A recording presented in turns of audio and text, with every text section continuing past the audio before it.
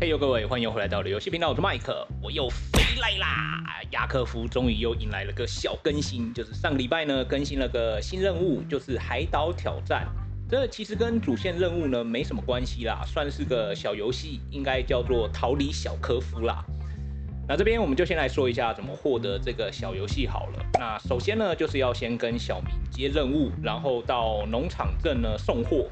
从学校呢拿包裹到街机房，然后接着呢再到街机房拿包裹，就可以获得这次游戏的卡夹。那其实蛮简单的啦，但困难的是呢，接下来就是会接到小明忽然给出一堆击杀 BOSS 的任务啦。那各位呢就要插上卡夹，进入到游戏内完成任务。那这个模式呢，其实就是生存模式啦。其实说穿了，就是从头来一次体验雅科夫，就是浓缩版的。然后呢，各位不用紧张要带什么装备，因为进到游戏呢，就是整个重来，光溜溜的。那游戏结束时呢，也是光溜溜的回来，所以就是生不带来，死不带走。接着这边，如果各位呢想要自己体验，想要有新鲜感的话呢，或许就不要看接下来的介绍啦，因为或许会有点小爆雷。那因为我会尽量分享我玩的心得啦。这边进到游戏后呢，就是先看到这张地图，然后首先我先来介绍一下这个地图上的标示。那我玩了几遍，其实都没有变啦，就是这样子。那这边呢，出生点呢就是在海岛的下方。那地图上呢会看到很多标示。那这边看到红色的骷髅头呢，就很明显的就是告知各位，就是 BOSS 呢就是在这边。那这边呢我就直接标上每个 BOSS 的位置给各位参考啦。那各位可以暂停看一下。那这边的 BOSS 呢，基本上各位都打过了。那相信以各位高超的技巧呢，应该都很专业，不会有太大的问题啦。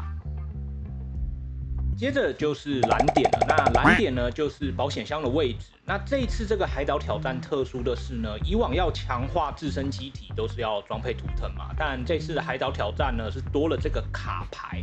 那它卡牌是没有重量的，所以每装配一个卡牌呢，自身就会多加一个效果。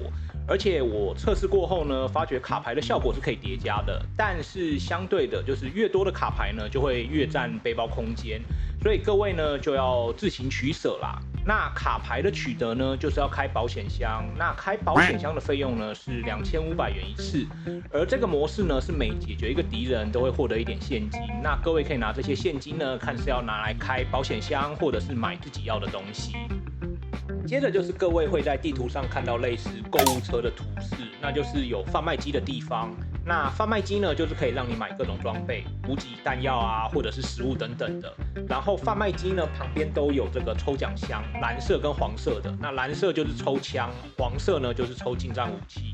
那接着就来说一下这个模式，还有另外一个货币就是贝壳。那各位可以同样从敌人身上获得贝壳，或者是从海边的沙滩呢捡免费的。那捡到10个贝壳后呢，就可以来这个抽奖箱抽奖，看各位是要抽近战武器还是抽枪啦。那我是都抽枪啦。那因为这个模式呢，刚开始的时候真的就是个拾荒佬，基本上就是拿到什么用什么。而敌人身上的枪拿到的时候呢，它的耐用度都很低，所以各位呢就要多靠抽奖来拿到不错的枪啦。那我看枪呢，好像是什么枪都可以抽到，就是我有拿到过，就是37号实验区的 BSGI 啊，甚至还拿到过就是 TS128。那如果没有贝壳呢，也可以开地图上的武器箱来赌看看啦。再来是这个地图呢，同样有神秘商人。那各位看到这个特别的紫色购物车图示呢，就是神秘商人的位置。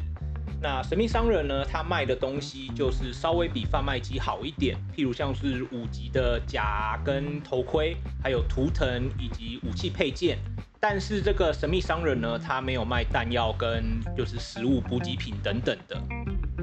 然后再来就是摩托车了啦。那这个模式呢，有趣的是有摩托车。那其实说穿了就是37号实验区的小马妈啦。那地图可以看到就是有摩托车的这个标识，那代表就是那边有摩托车。那要骑摩托车的话呢，要先在贩卖机买塑胶桶才能够骑。那一个塑胶桶呢，只能启动一台摩托车。另外，如果各位要骑摩托车的话呢，建议也买个卡阻力，因为摩托车就跟马一样，就是吹了呢，它就会自动开过来让你骑。不要那么先进，好不好？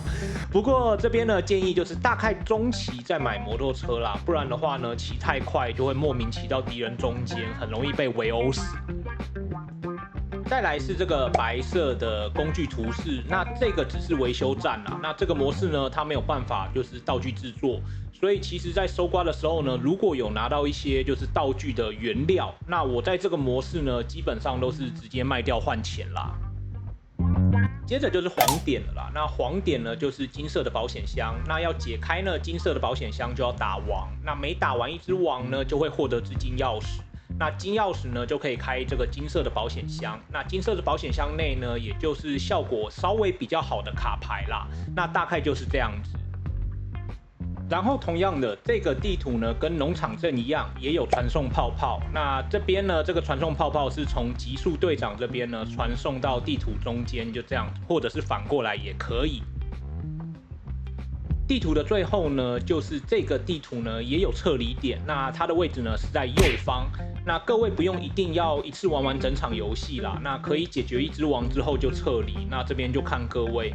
但这游戏模式呢，其实就是待越久，其实就越强。那因为身上的卡牌就会越来越多嘛，那一场全部的王一次打完呢，玩下来大概要2至3个小时吧。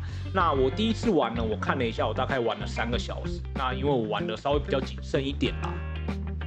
这边地图介绍完之后呢，我就来分享一些我自己开局的心得吧。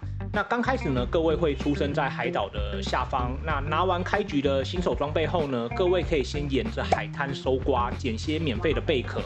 然后还有就是海滩旁边的敌人呢，也比较弱一点。那刚开始就是基本上就是拿到什么用什么啦。然后用贝壳呢去抽武器。那幸运的话呢，就可以抽到自己喜欢的武器。那如果武器不喜欢呢，也可以拿去换钱。那如果这边各位比较谨慎的话呢，也可以到马路上清一清马路的敌人，来取得更多的资源。然后接下来呢，就可以直接到地图的中央。那这边呢有佣兵鸭，那它稍微比较强一点，但也会掉一些比较好的装备。那同时呢，还有这个区域也有贩卖机，就可以就近的买卖东西跟抽奖。那到中间之后呢，基本上各位身上的装备也都差不多起来了啦。那这边是看要用传送泡泡呢传去左边打极速团长，还是继续搜刮，那这边就看各位。再来是游戏开局时呢，一些我个人觉得推荐花钱购买的东西啦。那第一个就是这个随身的贩卖机，那它虽然刚开始是5000块，但感觉好像很贵，但其实说实在真的不贵，把一些不要的东西呢卖一卖就有了。那它的好处呢是它可以随开随卖，让你快速的变现，不用还要就是特别跑到贩卖机去贩卖啦。然后同时呢，它可以及时的做一些简单的小补给，像说是弹药啊、食物等等的，就可以无形中呢就可以省下很多的时间。再来第二个我觉得值得购买的就是这个煤球，那我非常推荐就是雇用煤球啦，因为感觉这个模式呢，敌人会随着你变强，会越来越多，也会越来越强。那有煤球在身边呢，它可以帮你瞻前顾后，重点是呢，它还可以帮你吸炮火。那所以我觉得如果可以的话呢，就尽量好好的保护它啦，因为它真的帮了我很多，尤其是当我在搜刮的时候呢，敌人忽然出现，那煤球呢，它可以帮我 cover。还有就是打中间的这个红鸭的时候呢，如果有煤球在吸炮火，那感觉在打的时候压力比较不会那么大。接着就是摩托车啦，但我觉得是之后有闲钱的时候呢，再决定就是要不要开摩托车啦，因为有了摩托车之后呢，移动上就会比较方便。但刚开始呢，因为机体不强，如果横冲直撞呢，很容易冲进敌人群中。所以建议呢，等觉得自己就是可能稍微比较强了之后呢，再来选择就是骑摩托车。接着最后就是开局时呢，你会发现很容易就是饥饿跟缺水，所以记得到贩卖机的时候呢，随时买些食物跟水，因为很长呢，打一打就缺水跟饥饿了。因为这个模式呢，就是整个重新开始，所以你的机体呢，刚开始就会偏弱啦。再来就是 BOSS 的部分了，那我觉得谨慎一点呢，基本上都不难啊，因为毕竟大家都打过了。但有一些元素伤害的呢，各位就要稍微注意一下了。譬如中上方的这个喷子，那它是有火元素的伤害，那要打它的时候呢，建议可以带火抗的装备或者是打针。那以及就是这个上方离岛的营营队长，那这边有非常大量的这个营营队员，甚至可以叫营营军团了啦。所以如果要来这边的话呢，记得一定要带有毒抗的这个装备啊，或者记得打针，否则会很难打，而且他没有办法撤退。那但有毒抗后呢，我觉得打这个营营队长基本上就没什么太大的问题了。再来讲到元素，那这个模式呢，同样会有风暴生物。到一定阶段的时候呢，这个系统会提醒就是风暴生物出没，但跟外面不同的是，这个模式的风暴生物用物理攻击就可以处理掉了。